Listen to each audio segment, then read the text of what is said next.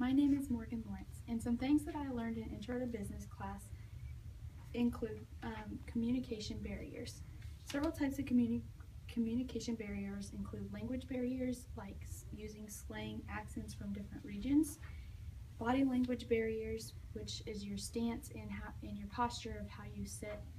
You should always sit up straight when doing interviews or giving presentations. Perceptual barriers is another communication barrier, and it's how audience perceive you, you're positively and negatively. Some organizational barriers, how people at higher positions in a company usually don't communicate to people at lower positions in the company. They use the communication channel and go down. Some cultural barriers, which include eye contact and how you greet people, can really affect how people look at you. Another thing I learned is tips to listen better.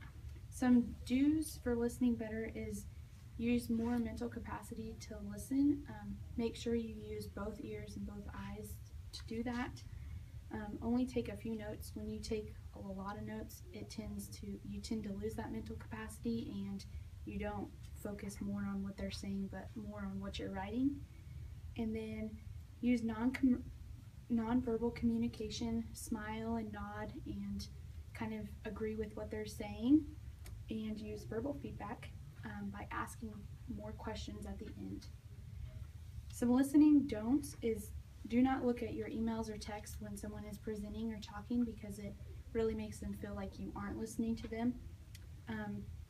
Don't talk right after the presenter is done presenting. You want to wait and kind of see if they ask if there's any questions or anything like that. And don't get overly comfortable.